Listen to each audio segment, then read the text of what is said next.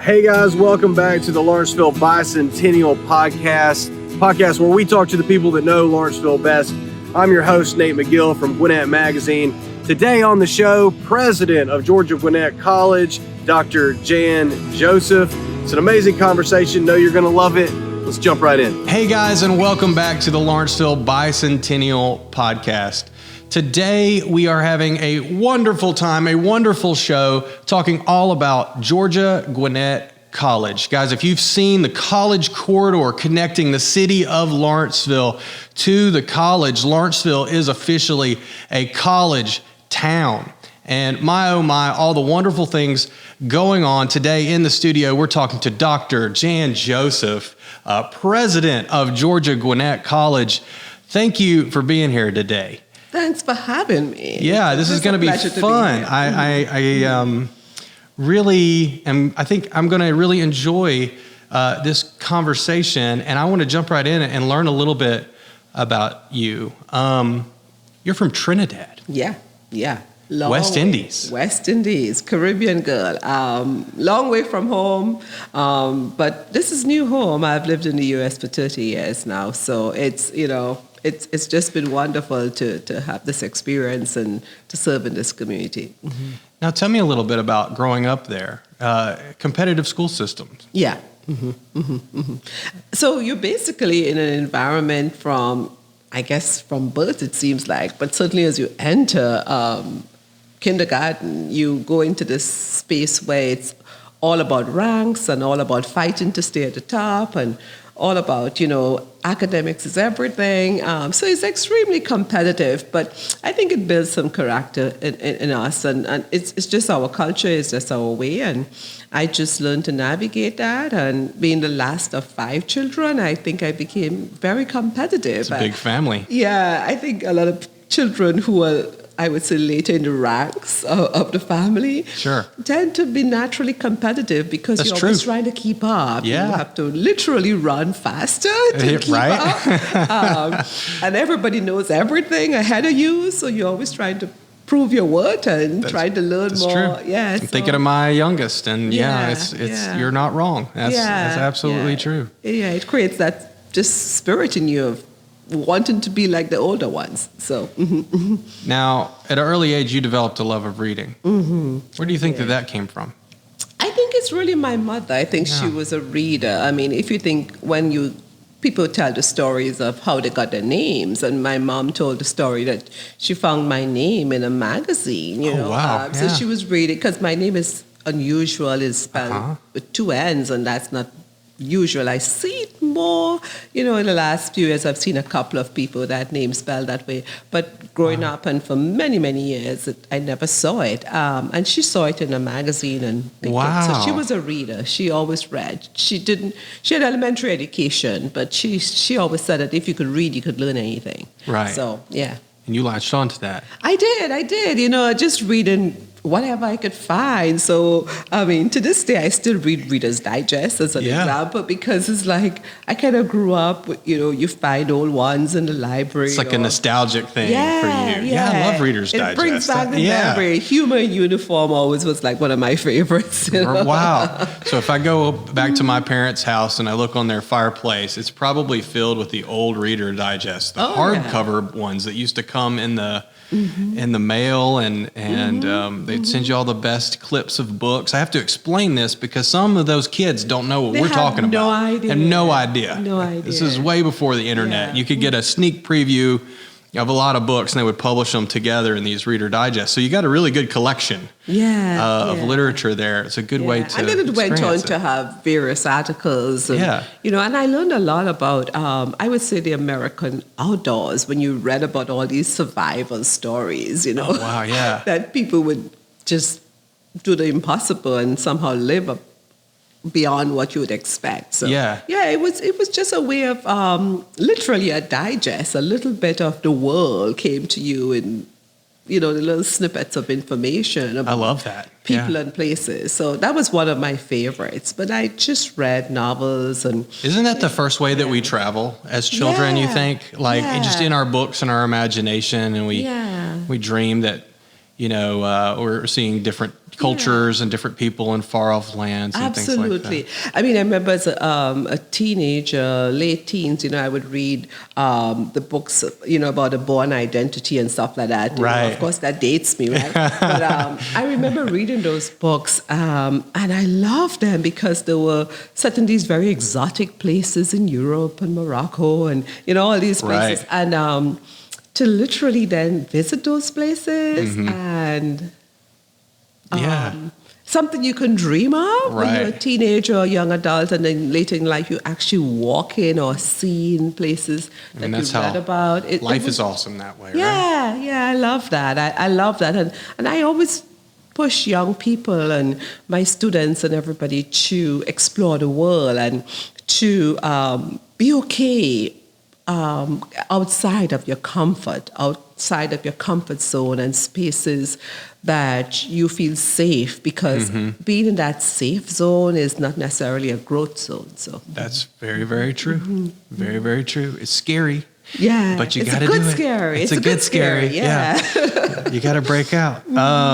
So how did you get to Georgia Gwinnett College? Obviously, you are well educated, a doctorate, and probably a few other letters, I would imagine, in your journey. Kind of maybe give us the short version of how did you get to a place from Trinidad to president of a college here in Gwinnett? That's got to be a story. We probably don't have time for all of it. Oh, we absolutely don't have. But I'll give you the Reader's Digest version. The Reader's Digest version. See that? That's why look at that segue. Pro, 100%.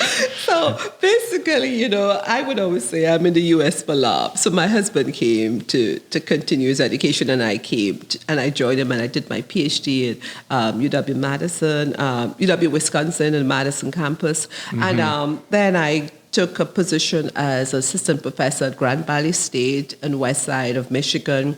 And then from there, I moved through the ranks from assistant to full professor, became an associate dean. Then I went to Eastern Michigan University as a dean of education, of one of the biggest colleges of education in the nation, and really enjoyed that work there. And then from that, I moved up the ranks to an executive vice chancellor, similar to like a provost over academic affairs and student affairs at Indiana University South Bend. Moved there into the interim chancellor role, and then the opportunity for Georgia Gwinnett came up, and simply somebody said, "Have you seen this? This looks like a place that you might fit."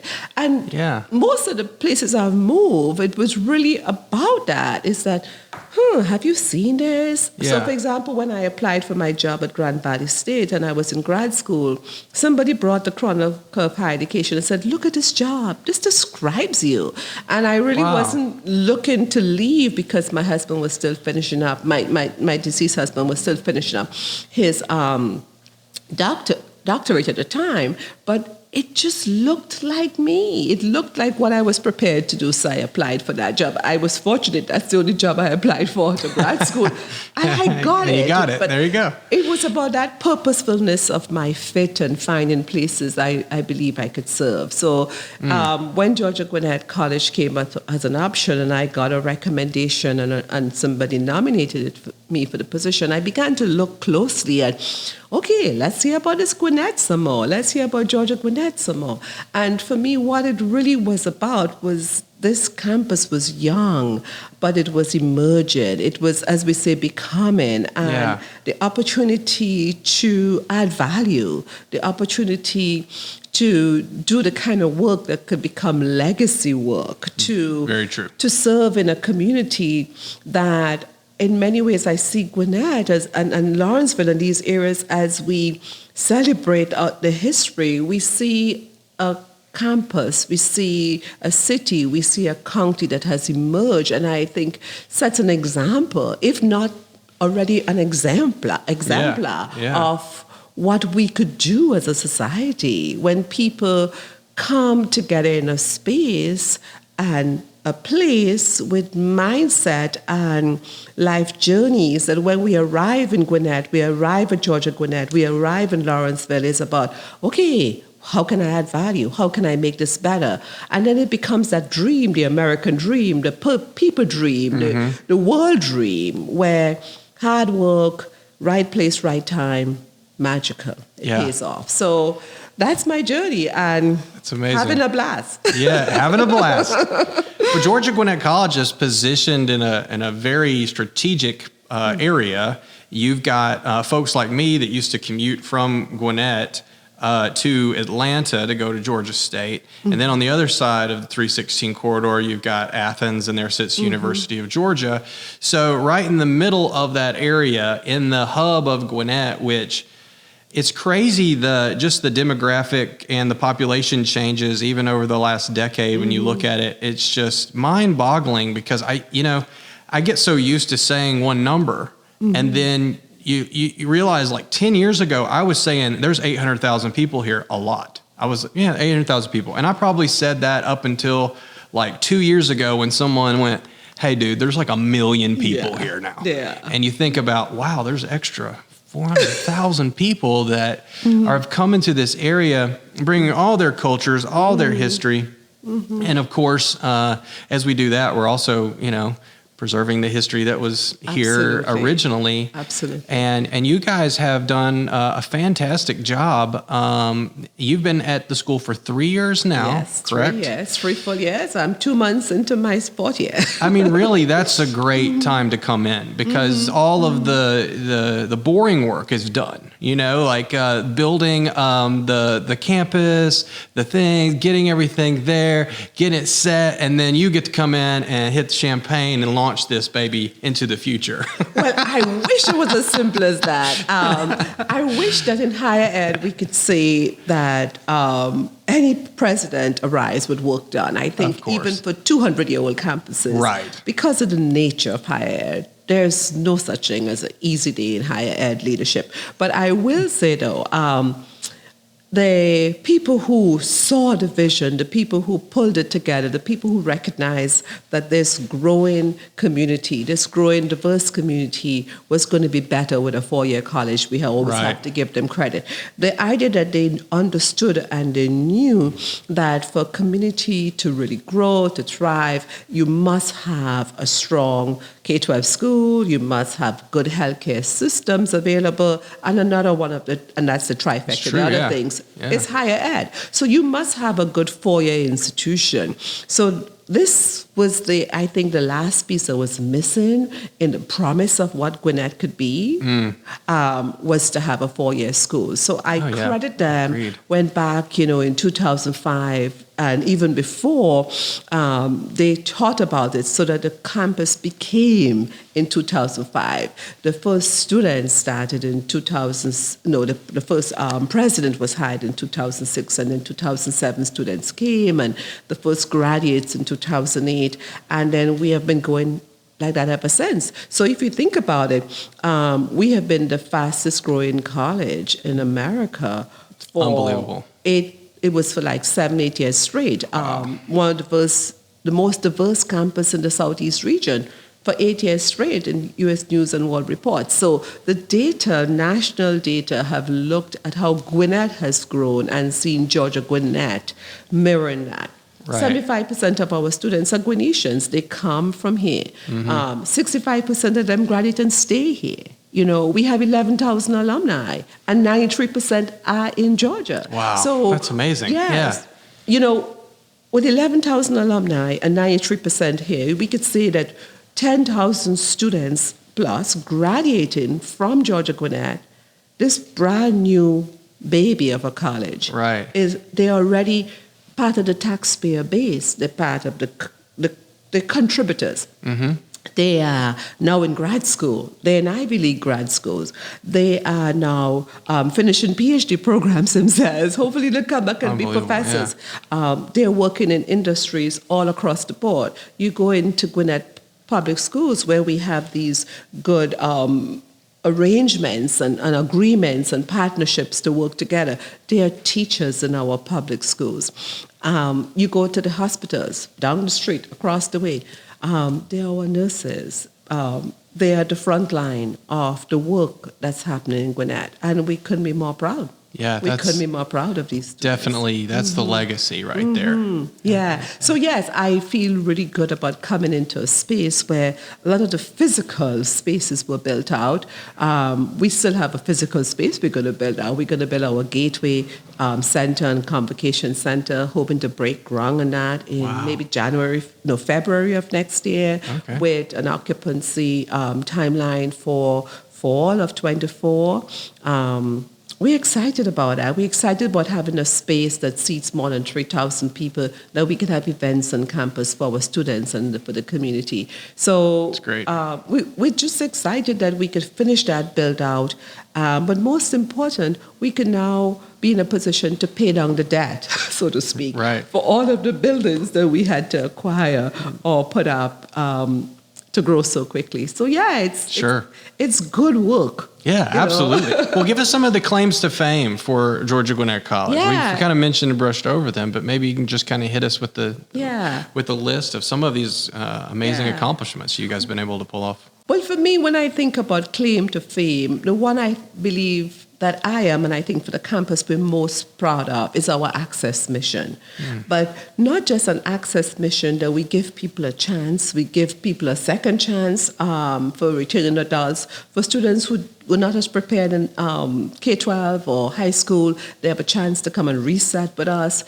But it's not just a chance to start college, to start a 4-year degree, it's a chance to finish.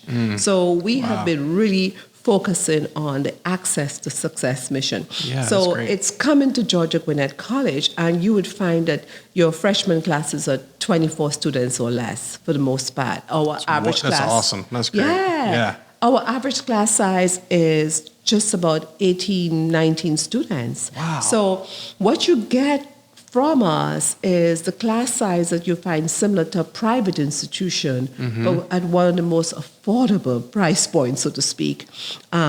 We have been looking at recent data that show that for our graduates, their salaries when they graduate is in that midpoint for the 26 campuses.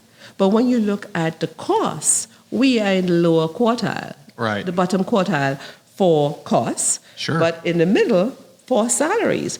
That seems like a really good ROI. You know, we don't want to talk about ROI around education, but the reality is that it's what every family is looking at right now. And I'm here to tell you that if you want a strong first-class education right here at home, that would give you a chance for a good job with a strong salary at a reasonable price point, reasonable cost, Georgia Gwinnett is it for you. So we're very proud of that. Absolutely. Very proud. Yes. I mean, that is what families consider when they're sitting around the dinner table at night and they're talking about where to go. And especially when you're looking at student debt, all these things we're talking about in our nation, you're wondering like, well, is the branding of that college name really going to do for me? I'm looking at the education level and I'm getting the same degree, you know, and when you put the price, you compare the money for the education, the travel and expense and all these kind of things. I think a lot of families are making the choice of like, let's learn and get our education and maybe not buy an experiential, you know, but thing. I'll tell you though, and I understand especially the new high school graduate or the parent looking at that experience. And I want to remind people that we also offer the experience. Of course, so if you think about it, it's like, yes, you have small classes, but one of the things that we know is that if you look at the USG campuses and you ask yourself, how qualified are the faculty members in terms of having PhD or terminal degrees? We are like number 5. That's in awesome. terms of the percentage of faculty having that.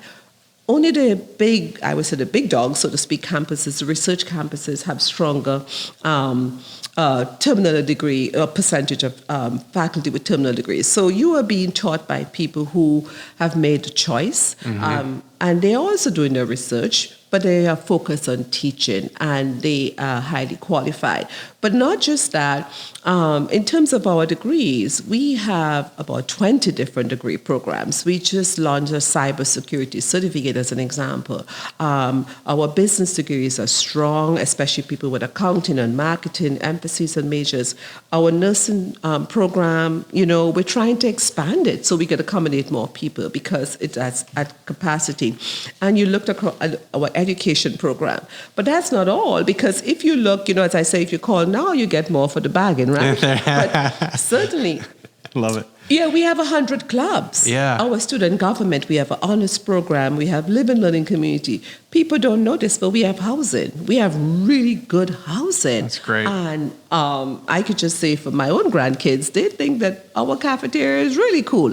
But, we have activities on campus, student life, clubs, activities. So all of the things that you see as campus life, we have it. So we invite people to not just drive past 360, not just drive past Collins Hill, but just come on campus. I think we are way past this hidden gem space. Yeah. And we have opened up our space to say, you need to come and see what Georgia Gwinnett offers for you right less than 2 miles along that corridor to downtown Lawrenceville. Yeah, I think it's when you're actually on the campus, and anytime you're, especially if you're a local, if you're somebody from here and you're used to experiencing maybe the college or Lawrenceville from a certain point of view.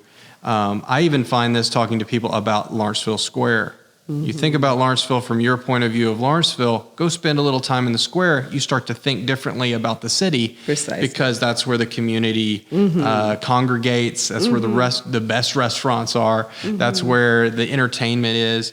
And it for folks who have been here, like my family, for 5 generations, when I tell them, well, Lawrenceville is a college town, it's going to be known for that. And we're going to be half my way. in 5 years, we're going to have a different conversation because we won't be telling people it's coming or it's almost here. Like it will be a part of each other. Absolutely.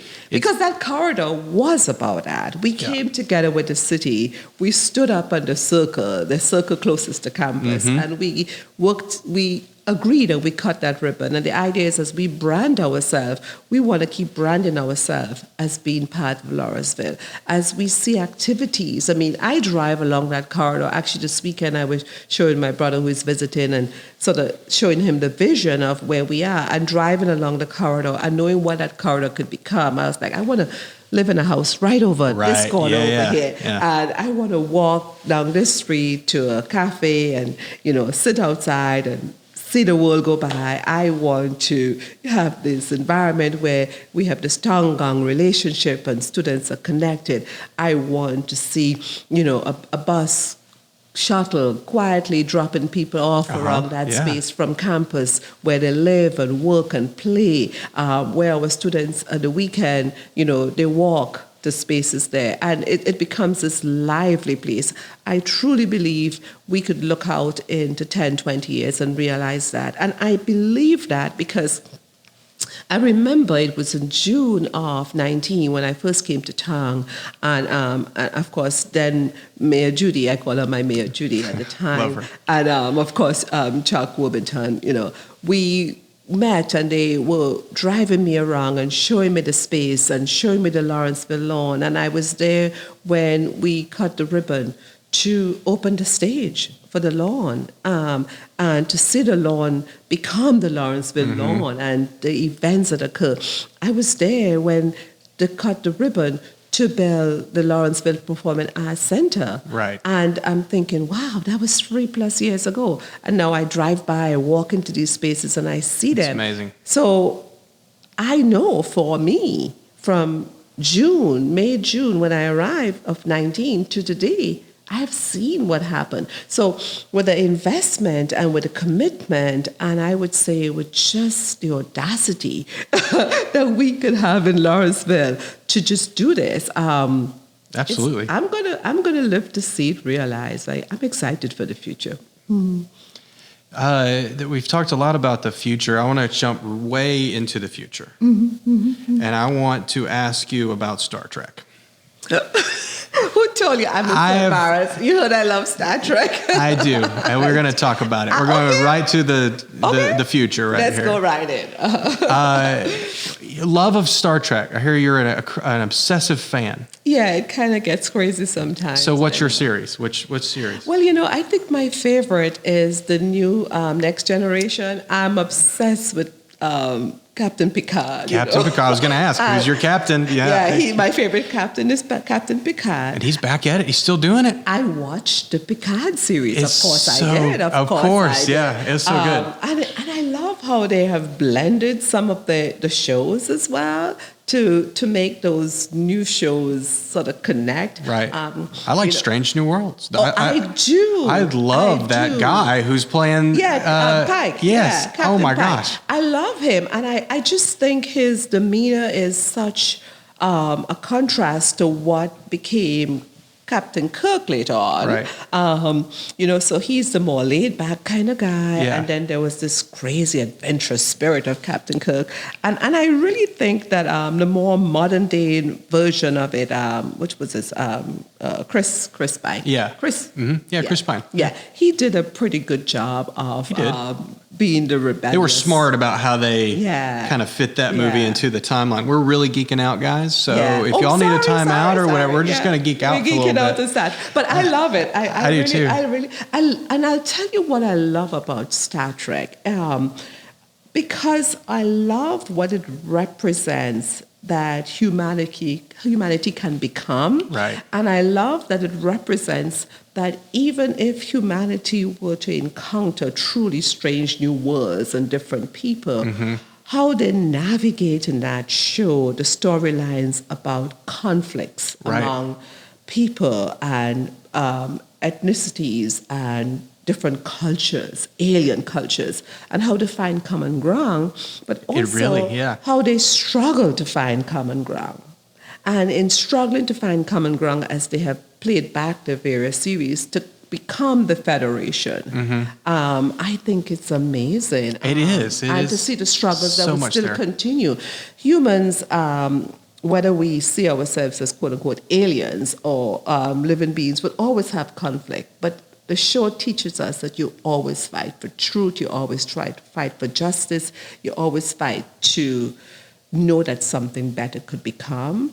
And in having that mindset, it makes you, for me, I wake up in the morning and try to become that better person, try to touch the world and make it better. So maybe that's why I started. No, the spirit is totally there. I didn't really have to ask what attracts you to the show because it is so true. And especially when you're in a county with this many clashing cultures, it's not unlike some of the things that they deal with. And I'm always so enamored at all, it's a peacekeeping mission. Absolutely. It's they're exploring things scientifically. It's not. It's objectively. It's open-minded. It is not with the suggestion of, and one of the things we see on campus, and I have pushed this across campus, is that we all lead at different times, and that we have equal value but different roles. And when you begin to see everything about you as equal value but different roles, at least for me, it has helped me to be a better leader because I know when it's my turn to follow. Wow. Well said. Well said. As we're talking about all this, future casting and dreaming, and we're talking about leadership, we're talking about all the different cultures and everything that we have. At the core of education in the college is students. And so maybe give a little bit of advice. What do you think that students today really should be focused on, thinking about when it comes to their learning?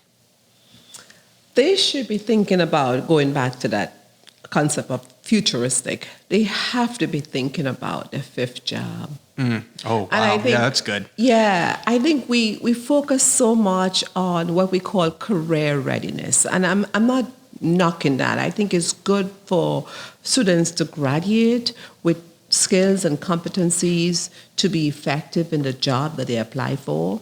But I think more so, they need to graduate with the competence of, I believe I could keep learning. They need to graduate with the skill that says, here's how I can keep learning. Here's how I can keep reading. Here's how I can keep engaging. Here's how I could grow. That's so true. We think about competencies and skills, and we think about, and there's a whole lot of research about growth and fixed mindset. But I think we have to be very careful as we get so focused on students need to graduate and find a job. Right. That we forget that we're talking about many times a 22, 23-year-old. And if we all reflect, and I know I'm speaking to the people who are, let's say, 40 plus, right? If we reflect on where we were at that phase in our lives, and how much we felt we knew, right, and how much in hindsight we know now that we didn't. Yeah, that's true. We recognize the importance to keep open minds. And I would just say to young students, my students today, what I had as, all people go through these, I would call these moments. You could say epiphany, you could say opening, but I remember exactly when I was sitting. And I was 44 years old, I'll tell you at the time. But I had this moment, and I was going through struggling some stuff, and working with somebody through a problem and trying to solve this thing. And I realized how little I knew. But I also had this memory of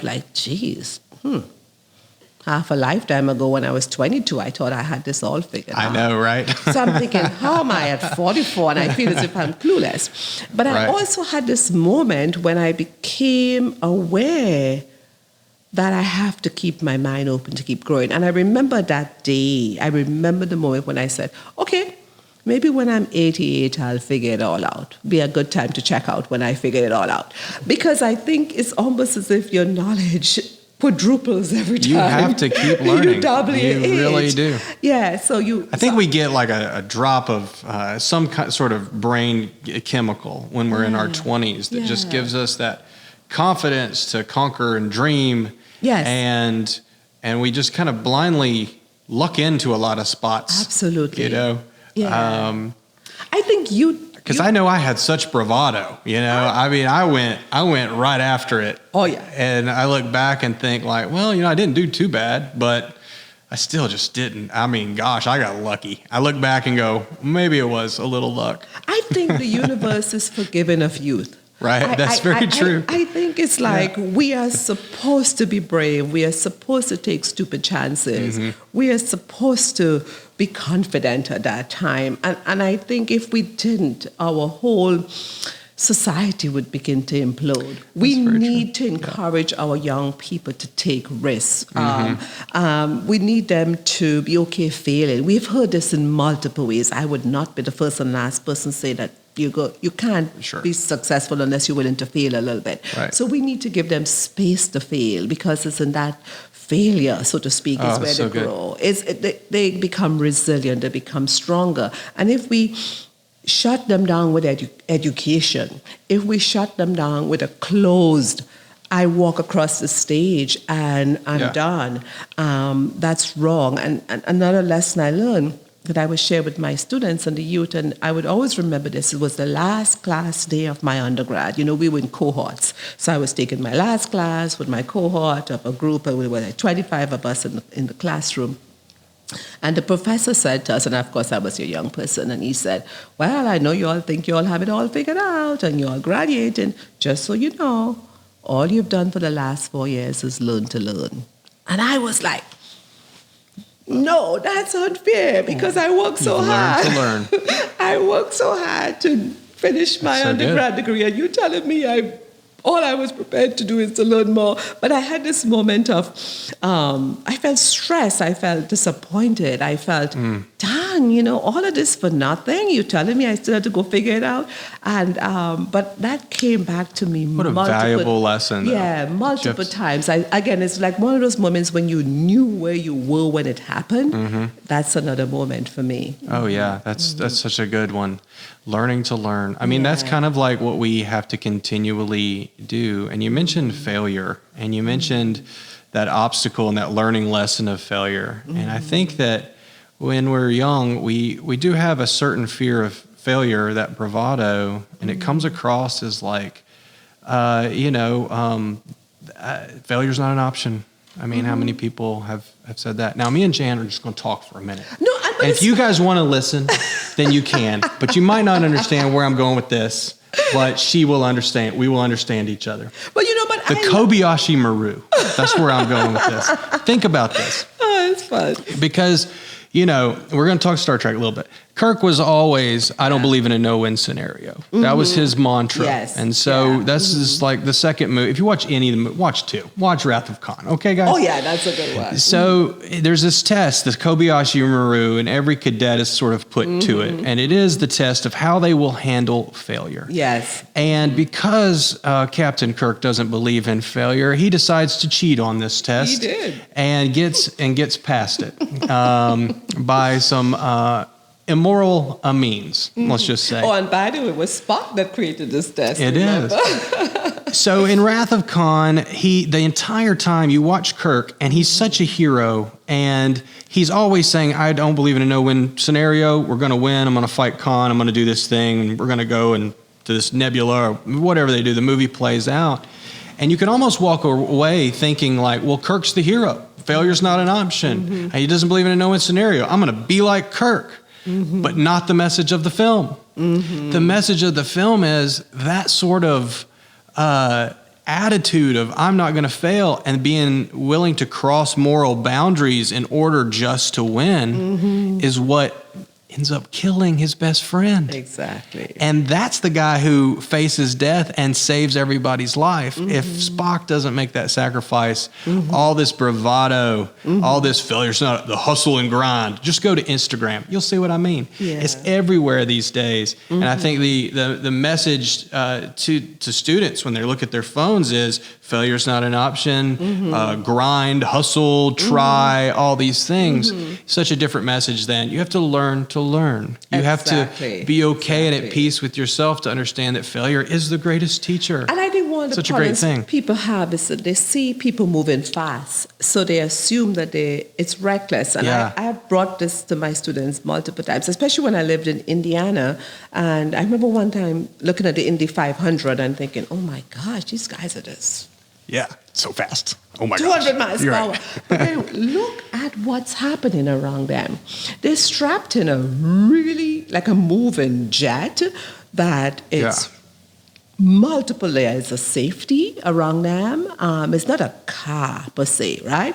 But it's multiple layers of safety in that cage. In the pits, there are people who have practiced for years to switch out an engine if you have to, or switch out tires in seconds and whatever. So what we turn up and see is a product that is wrapping around that race course at 200 miles per hour. We're like, oh, we're excited.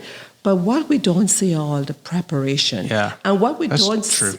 and what we're not seeing too is not just the guy in the car's preparation, but a massive team of people who have dedicated their lives to preparation for that one day. Practice, and I think yeah. We're in a world of just watching the finishing touches. And what we are not seeing in our world, and even for the people who will see this podcast, just so you know, guys, we're going to edit it a little bit, but you see the finish, and don't edit that piece out. Yeah, right. But you see the finish, right? Yeah, they don't see all the grind, the work, the prep, all that kind of stuff. Yeah, you don't see all of it that comes with one. For our young people, it's almost like we need to show them more of how the sausage is made. That's true, yes. So that they would understand the power of sacrifice, the power of hard work, the power of dedication, the power of concentration of effort. And as some people say, the 10,000 hours that it takes to be an expert. That's so true. And that's what we want for our students. We want them to arrive at a place where they feel, okay, I'm accomplished, but to know that that place doesn't come at commencement.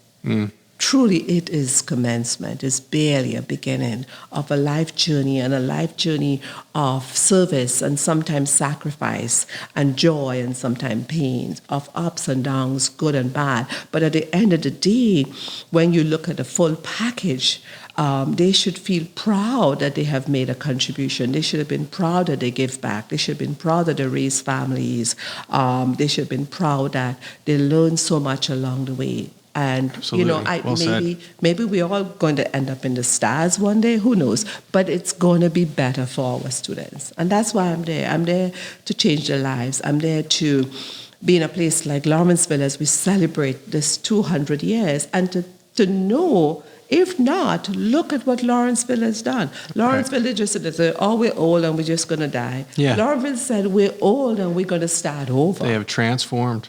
We're going to start over. We're going to be rejuvenated. We're going to wake up and we're going to continue growing and learning. I mean, who doesn't want to be a part of that? Exactly. It's a celebration. I love it. I just love it. What's your hope and dream for GGC and Lawrenceville in the future? We'll close it out like that because I wish we could talk forever. I know. I'm having fun, aren't you? For me, I see Lawrenceville as we talk about this tongue-gong relationship, this campus community where people feel that they could come and they could grow and they could learn from as part of being our campus, where they could live in the city, where they could walk spaces, where the campus and the city and, of course, the county work together to produce places that are beautiful, where art and engagement and activity and health and wellness, they come together not just for physical, but for mental and spiritual health and wellness. A place where we learn to learn, a place where we grow to grow, a place where diversity and inclusion is important, a place where you feel welcome, but you feel as if you could participate, a place where you could lead, where you could follow, but a place where we could show the world, literally, as America has done, come here and become, where for Lawrenceville, you could come here and become as Gwinnett is growing. I see us leading the county. I see us leading the state. Becoming even better every year. I believe so. I can't wait. I hear you talking, and I believe it. Guys, Dr. Jann Joseph, visionary leader at Georgia Gwinnett College, president of Georgia Gwinnett College. Thanks for joining us on this episode of the Lawrenceville Bicentennial podcast. Live long and prosper. Absolutely. Live long and prosper. Love it.